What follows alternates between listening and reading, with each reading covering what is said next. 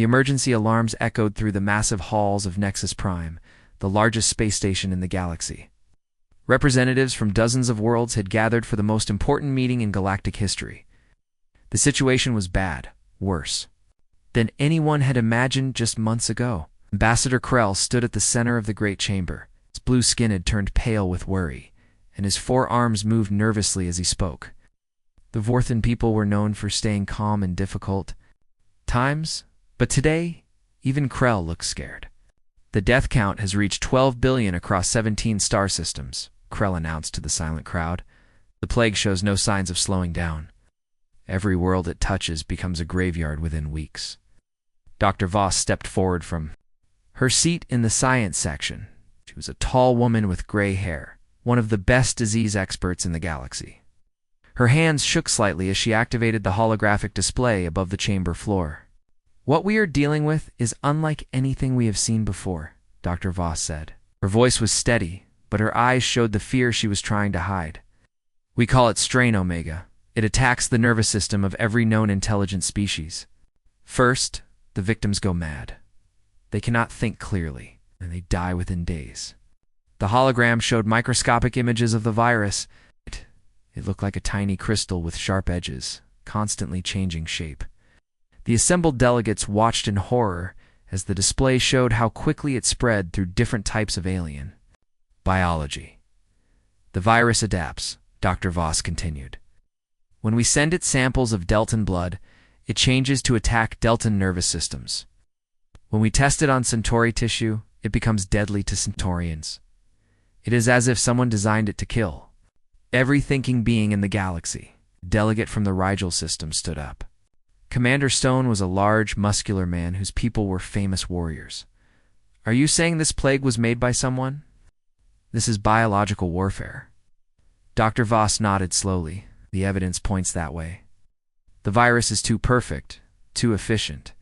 Natural evolution does not create something this deadly this quickly. Someone or something made this weapon." The chamber erupted in angry voices. Different species began arguing with each other in dozens of languages. The translation systems worked overtime to keep up with all the shouting. Some delegates accused others of creating the plague. Fear was making everyone suspicious.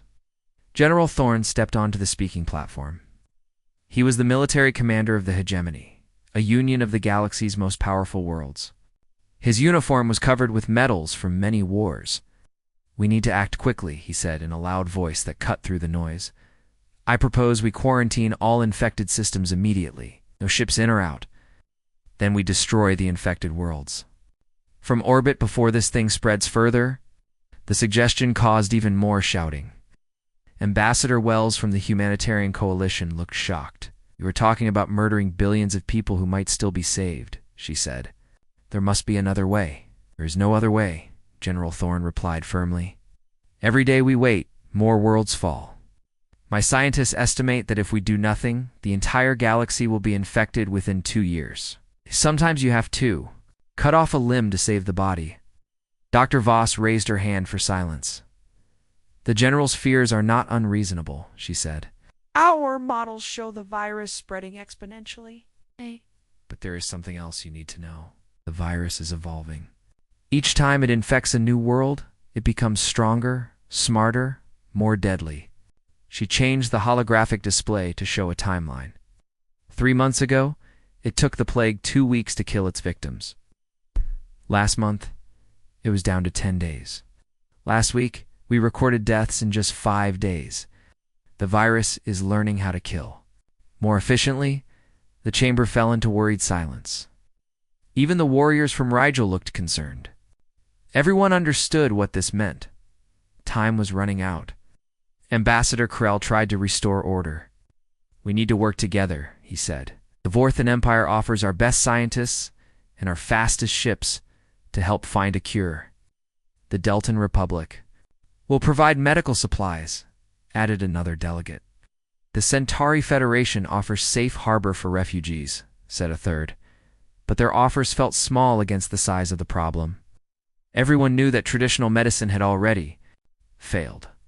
The virus had defeated every treatment, every cure, Every defense that the galaxy's best minds could create, Dr. Voss activated her personal communicator. "I am receiving reports from our research stations," she said. Her face went even paler as she read the incoming messages. "The virus has mutated again. This time it is not just affecting intelligent species. On Kepler 44b, the plague has begun infecting plants and animals too." The news hit the chamber like a bomb. If the virus could affect all life, not just thinking beings, then nowhere in the galaxy would be safe. Planets could become completely dead, unable to support any form of life. General Thorne stood up again. "This confirms what I have been saying. We must act with extreme measures. Orbital bombardment of infected worlds is now our only option. It cannot be serious, Ambassador." Wells protested. "Those are entire civilizations you are talking about destroying." "Dead civilizations," General Thorne replied coldly. "The plague has already killed them. I am just suggesting we make sure they do not spread their infection to living worlds." The debate continued for hours. Some delegates supported the general's harsh approach. Others demanded more time to find a peaceful solution. A few suggested abandoning the infected regions entirely and building a wall of defense around the healthy parts of the galaxy. Dr. Voss worked quietly at her station, analyzing new data as it arrived. The news kept getting worse. Reports came in from frontier worlds describing entire cities found empty, their populations dead in the streets. Some reports mentioned strange behavior from the virus victims before they died. They seemed to be trying to communicate something. But no one could understand what. As the day wore on, it became clear that no easy solutions existed. The plague was spreading faster than anyone could track. Rescue missions to infected worlds had stopped returning. Even the bravest space crews refused to enter contaminated systems. The session was interrupted when alarms began sounding throughout the station. A priority transmission was coming in from the Outer Rim territories. The communication officer's voice echoed through the chamber. "Emergency message from Kepler 44b. The virus has evolved again. Repeat, strain Omega has undergone another major mutation." Dr. Voss connected the transmission to the main display. The image showed a human colony administrator, his face streaked with sweat and fear. "This is Administrator Price from New Terra Colony. The plague has changed. It is not just killing people anymore. The infected are staying alive longer, but they are different. They're acting strange, like they're all connected somehow. We need immediate evacuation. Please, if anyone can hear this, send help." The transmission cut to static. That chamber fell into complete silence. Everyone understood that they had just witnessed something new and terrifying. The plague was no longer just a killer. It was becoming something else entirely. Captain Reed stood on the bridge of the Endeavor, watching the dead star system grow larger on the main screen. 3 weeks had passed since the emergency meeting at Nexus Prime, and the plague continued to spread. The Galactic Council had approved her mission with reluctance. Finding the source of strain, Omega was their only hope of stopping it. "Entering the Zeta Reticuli system now," Captain reported Lieutenant Torres from the navigation station. Was young, but brilliant. One of the military's best biological warfare experts. Her fingers moved quickly over the controls as she guided the ship through the debris field that surrounded the system. Dr. Voss looked up from her science station, her face pale under the bridge lighting. "Radiation levels are still high, but manageable. Whatever happened here, it was catastrophic. The third planet shows signs of massive atmospheric damage." Professor Kane adjusted his glasses and studied the readings on his screen. He was an old man, one of the galaxy's leading experts on ancient civilizations. His gray beard moved as he spoke. "The energy signatures are unlike anything in our databases. This technology is far beyond what any known species could create." Captain Reed nodded. She had handpicked this team from the best minds in the galaxy. If anyone could solve the mystery of the plague's origin, it would be them. "Take us to the third planet, Torres. Let's see what we can find." The Endeavor moved slowly through space, its sensors scanning everything. The star system was completely lifeless. No ships, no space stations, no signs of any civilization. Even the planets looked wrong, their surfaces scarred by what looked like massive explosions. "Captain, I'm detecting artificial structures on the planet's surface," Dr. Voss announced. "They're deep underground, but definitely not natural formations." As they approached the planet, the team could see the damage more clearly. The entire surface was covered in a strange, glassy substance. Cities had been melted into twisted metal shapes. Rivers had turned into crystalline formations that sparkled in the sunlight. "What could do this to an entire world?" Torres whispered. Professor Kane was studying the atmospheric readings. "The air is still toxic after all this time." Whatever weapon was used here, it changed the very chemistry of the planet. Captain Reed made her decision. "We're going down. Prepare the landing. Shuttle with full environmental protection. I want to see these underground structures for myself."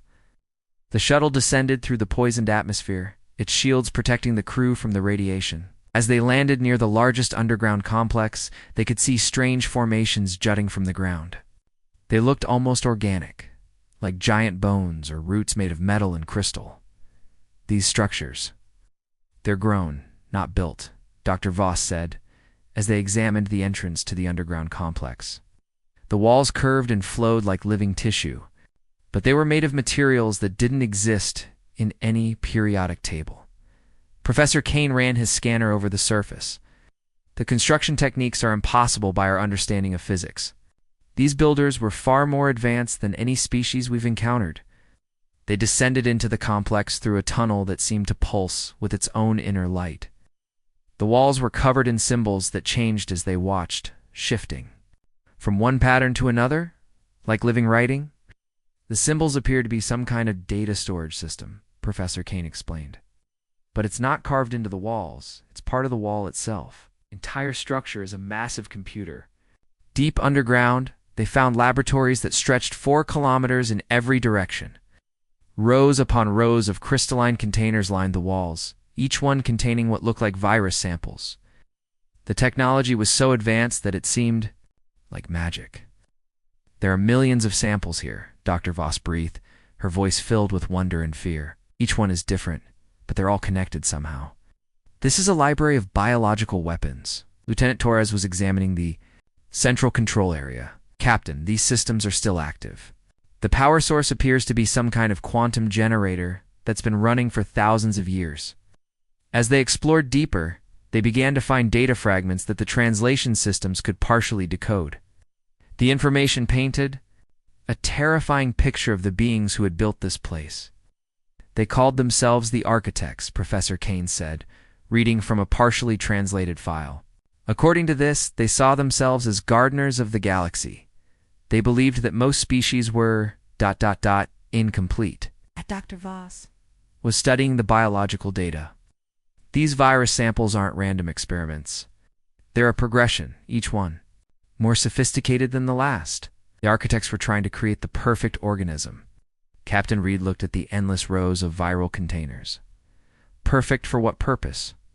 "Evolution," Dr. Voss replied quietly. "They were using viruses to force species to evolve in specific directions.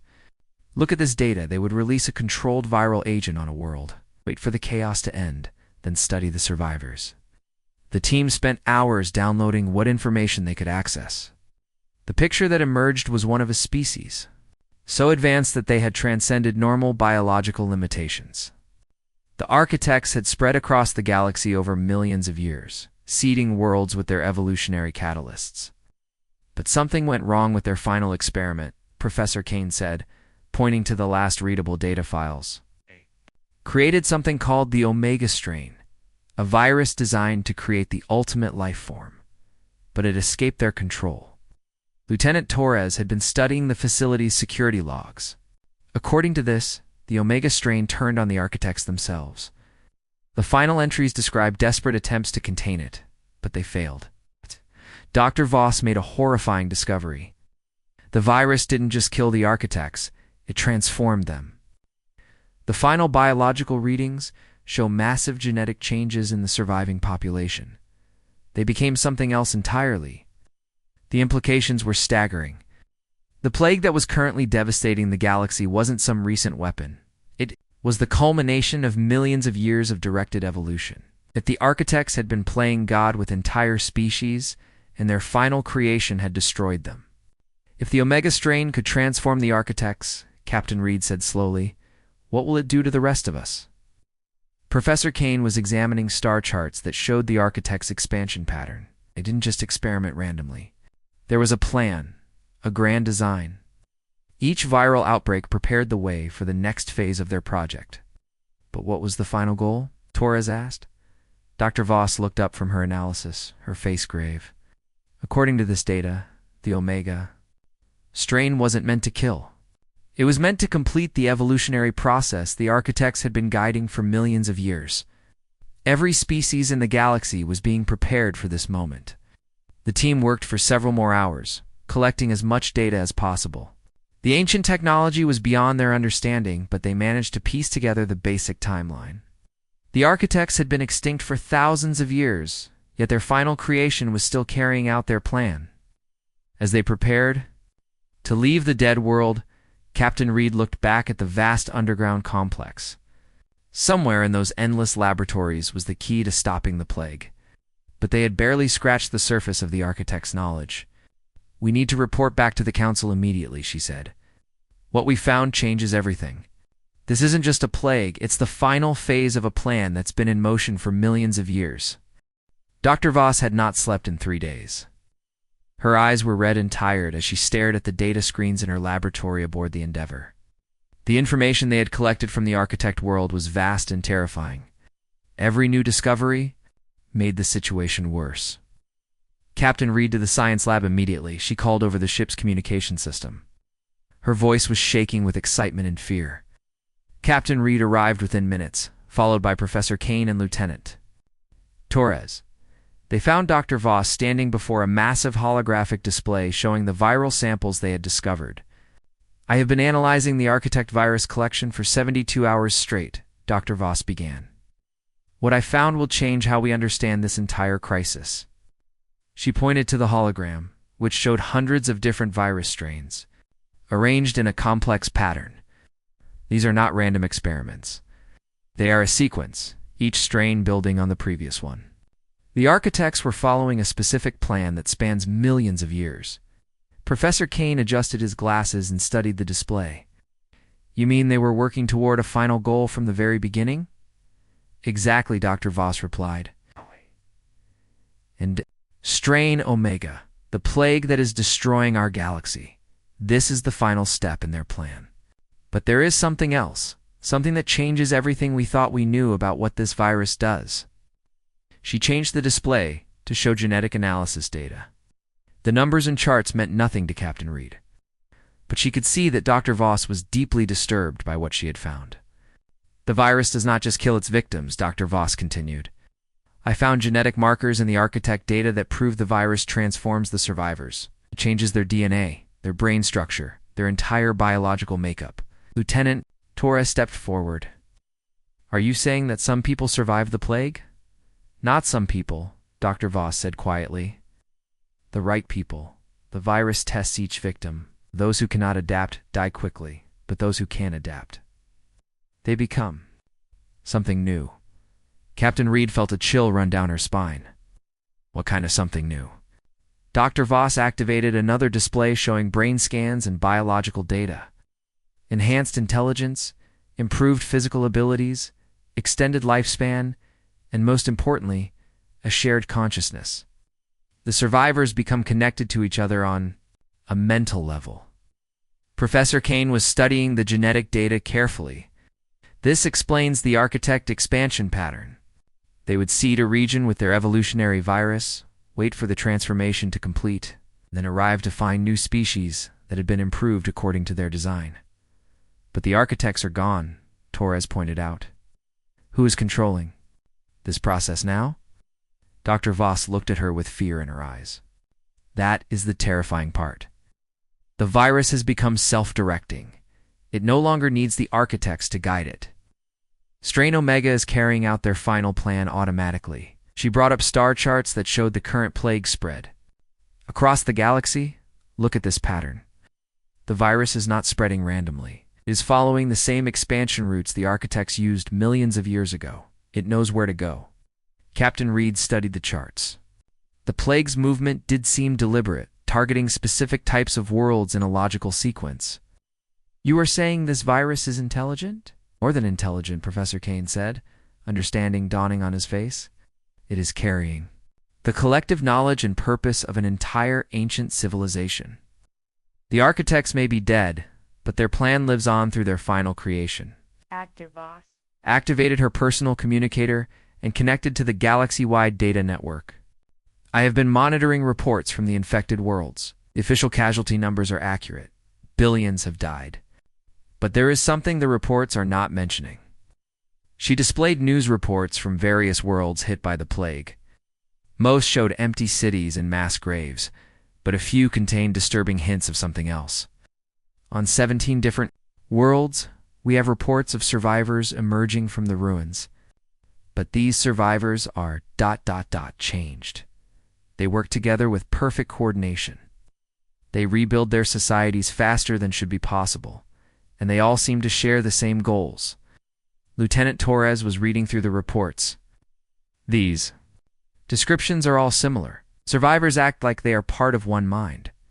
"Because they are," Dr. Voss confirmed.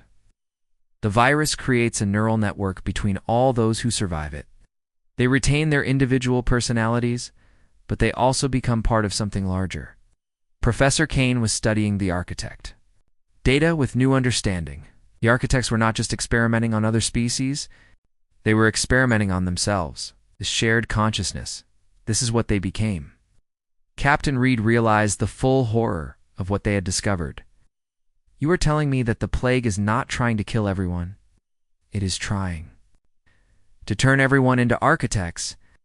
"Not exactly architects," Dr. Voss corrected. "Something new, but based on the same principles. Each species that survives the transformation retains its unique characteristics, but gains the architect ability to think and act as a collective." She brought up more data showing the biological changes in plague survivors.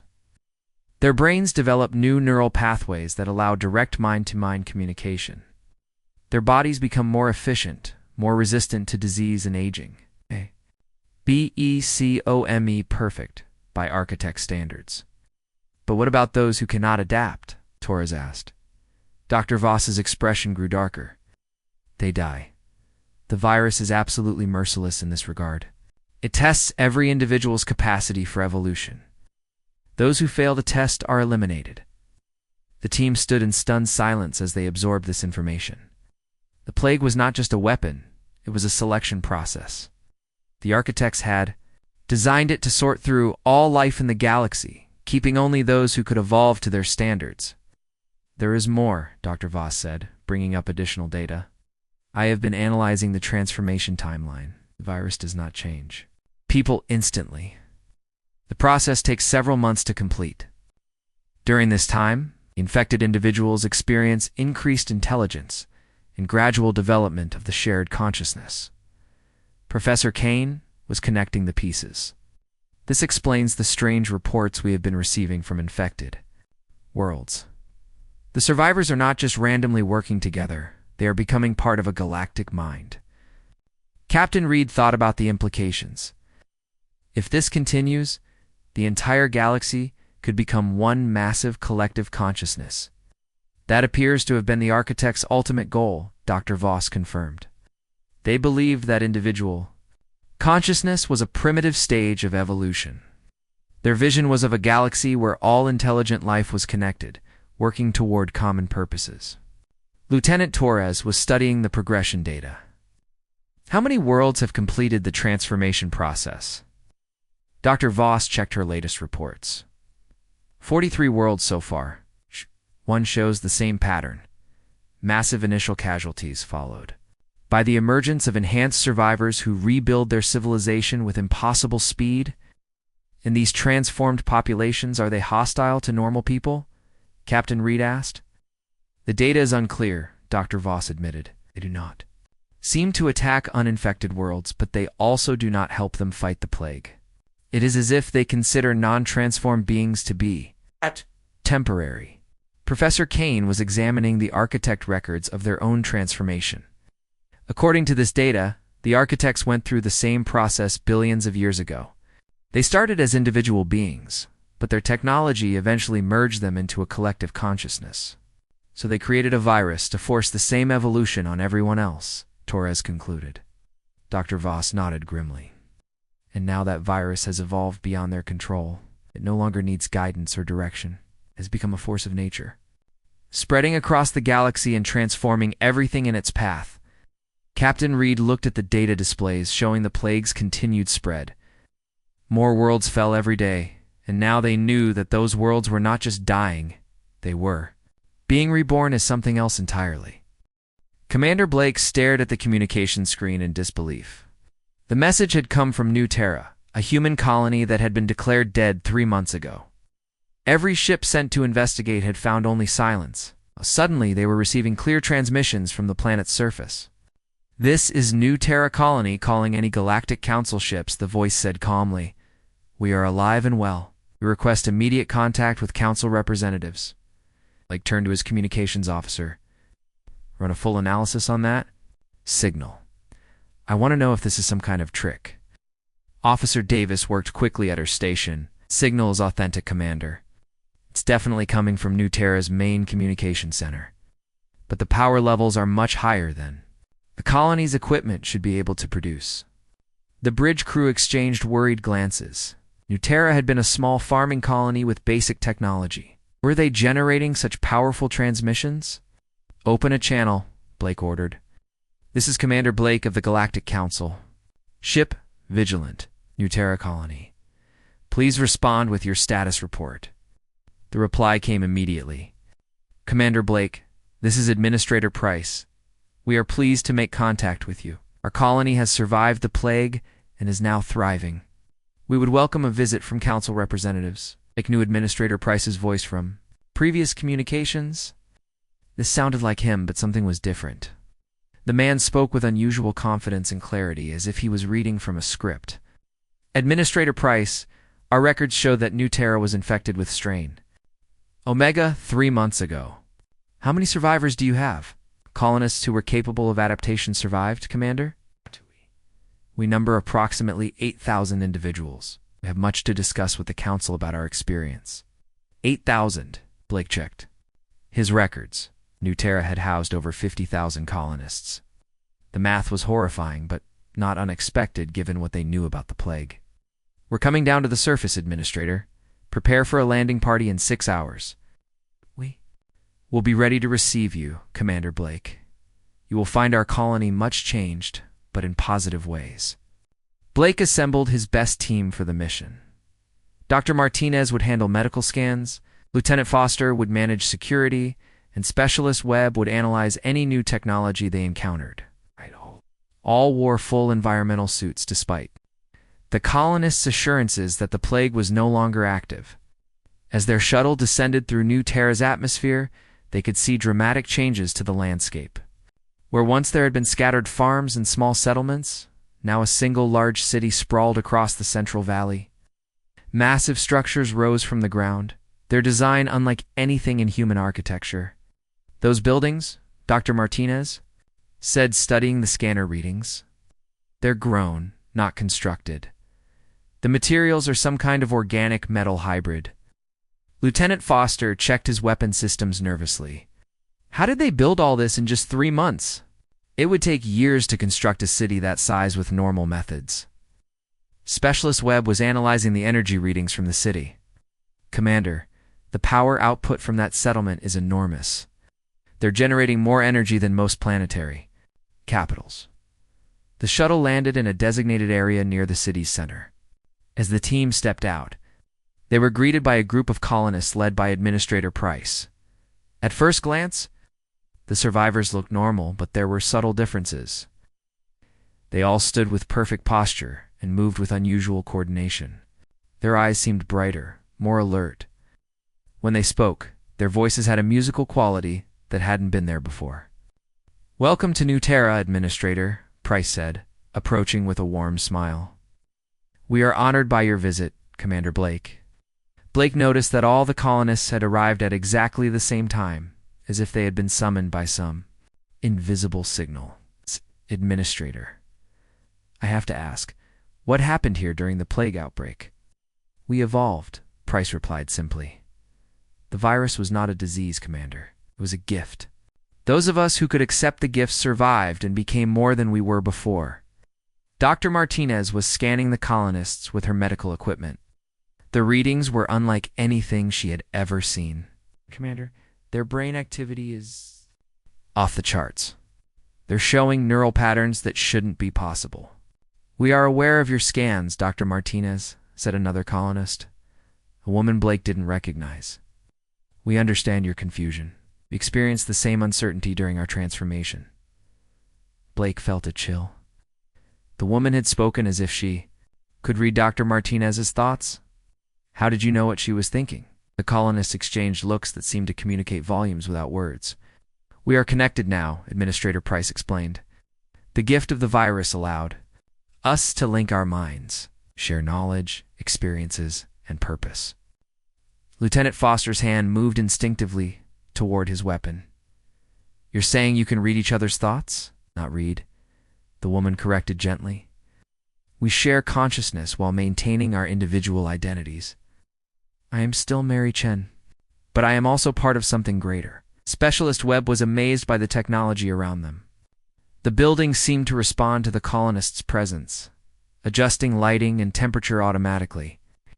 How did you create all this so quickly? When 8,000 minds work as one, incredible things become possible.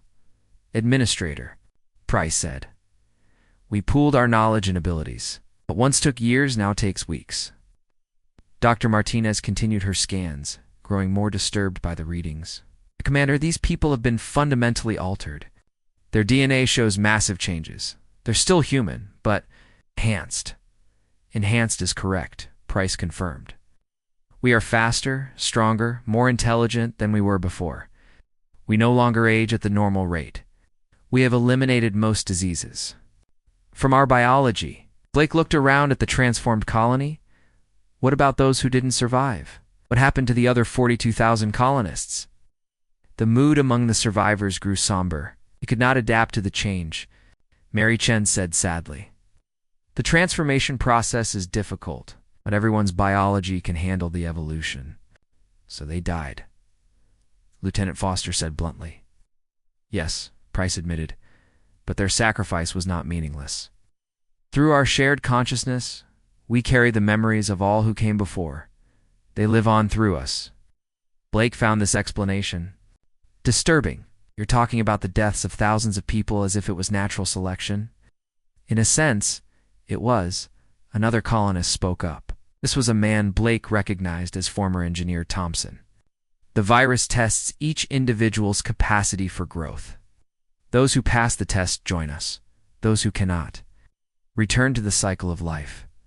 Dr. Martinez pulled Blake aside. Commander, I need to show you something. People aren't just enhanced. They're becoming something entirely different from baseline humans. Their neural structures are developing connections that don't exist in normal human brains. We can hear your conversation, Dr. Martinez, Thompson said calmly from across the room. Our enhanced hearing is just one of many improvements.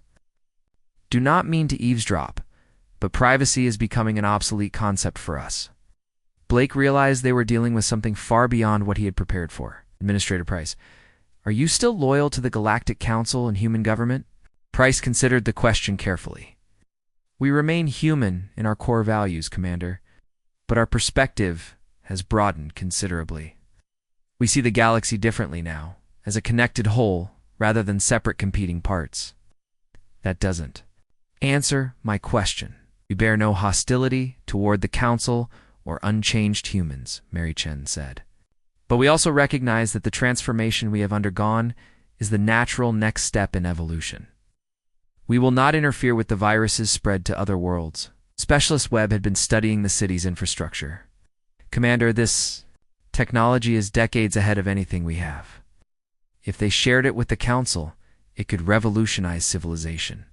We are willing to share our knowledge, Price said, but only with those who are ready to accept the full implications of what we have become. The transformation cannot be reversed, and it cannot be partially implemented. Blake understood what they were really offering. You want us to undergo the same change you did? Want to offer you the same gift we received? Thompson corrected. Choice is yours, but understand that the old way of existence isolated. Competing, dying, is coming to an end across the galaxy.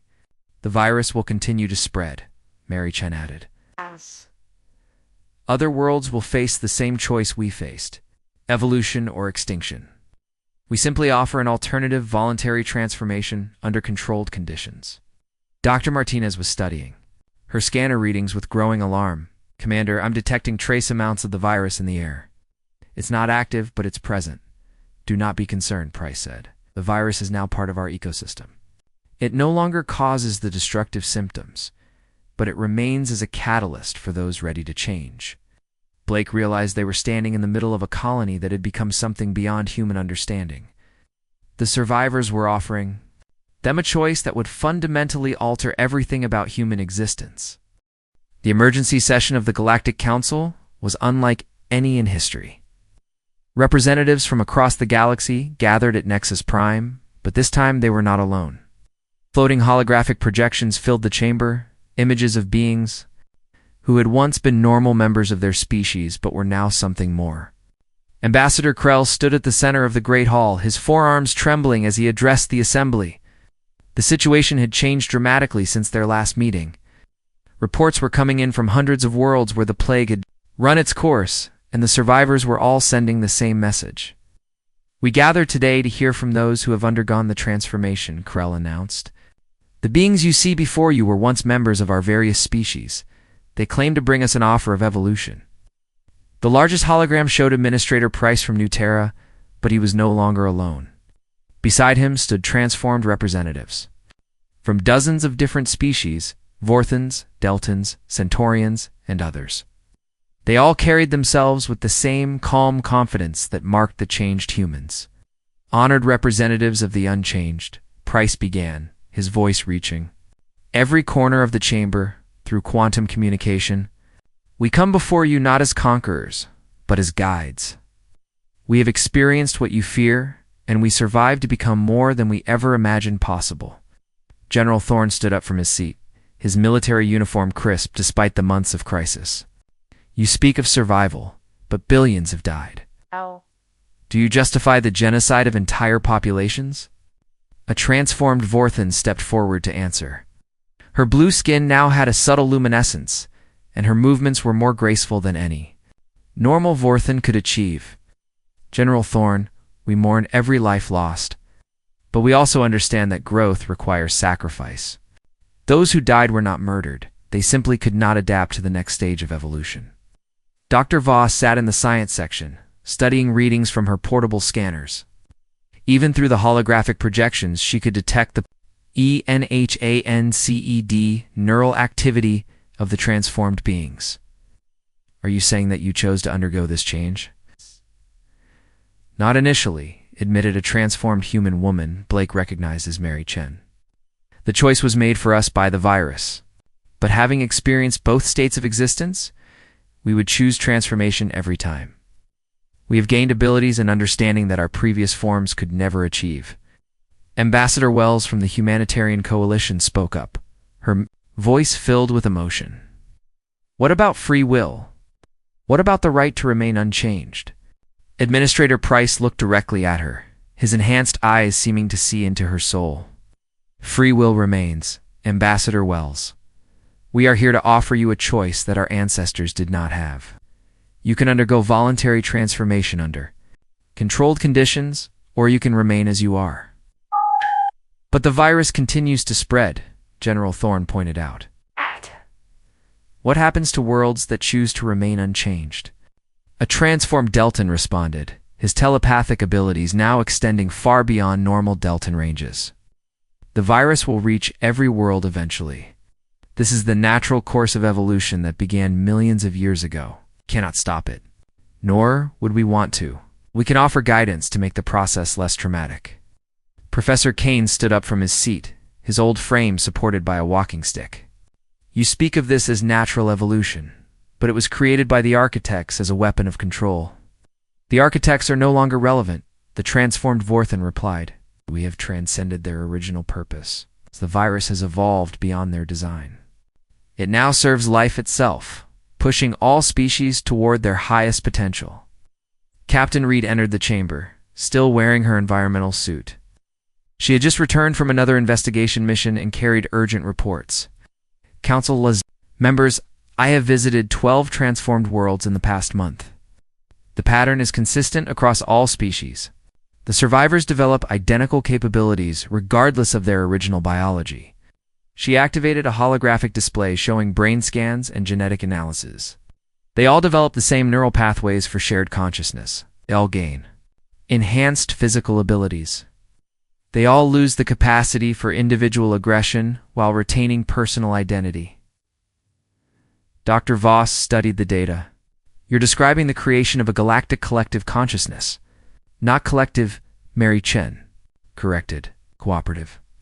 We maintain our individual thoughts and personalities, but we also share a common understanding of what is best for all life. Imagine never again having wars between species, never again having conflicts over resources. General Thorne shook his head. You're talking about the end of free will. If everyone thinks the same way, where is the diversity that makes life worth living? Administrator Price smiled gently. General, we do not all think the same way. A transformed human still thinks differently from a transformed Vorthan. Our cultures and perspectives remain distinct, but we no longer think in terms of us versus them. We think in terms of us together. The chamber erupted into discussion as representatives debated among themselves. Some saw the transformation as an opportunity to end galactic conflict forever. Others viewed it as the destruction of everything that made their species unique. Commander Blake stepped forward to address the transformed beings. What guarantee do we have that this transformation is reversible? What if we decide we made the wrong choice? There is no reversal, the transformed Delton admitted honestly. The change affects every cell in your body, every neural pathway in your brain. Once transformed, you become something new permanently. But why would you want to reverse it? Asked the luminous Vorthan. We have eliminated disease, extended our lifespans by centuries, gained abilities that seem like magic to unchanged beings. We experience life with a depth and richness that our former selves could never imagine. Dr. Voss was analyzing the quantum communication signatures. I'm detecting something unusual. These transformed beings, they're not just communicating with us. They're communicating with each other simultaneously across vast distances. Correct, Price confirmed. Distance has become irrelevant for us. A transformed human on Earth can share thoughts instantly with a transformed Centaurian in the Andromeda system. We are becoming a truly galactic consciousness. Lieutenant Torres, who had been monitoring galactic communications, spoke up. More worlds are reporting the completion of transformation cycles. The virus is accelerating its spread. Current rates, the entire galaxy will be infected within 18 months. The weight of that statement settled over the chamber. The choice was no longer whether to accept transformation, but whether to accept it voluntarily or wait for the virus to make the choice for them. Ambassador Krell called for order. The transformed beings have made their offer clear. Voluntary transformation under controlled conditions, with guidance from those who have already undergone the process. What would this voluntary process involve? Asked Ambassador Wells. Mary Chen answered. Controlled exposure to a modified version of the virus. The transformation takes place over several weeks instead of days. Trained guides help new subjects adapt to their expanding consciousness. The survival rate is significantly higher than natural infection. Professor Kane leaned heavily on his walking stick. And if we refuse, then you wait, the transformed.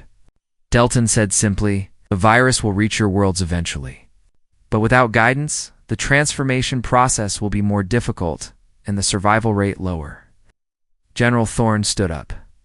You're holding the entire galaxy hostage. Accept transformation or face a more painful version later. Administrator. Price's expression remained calm.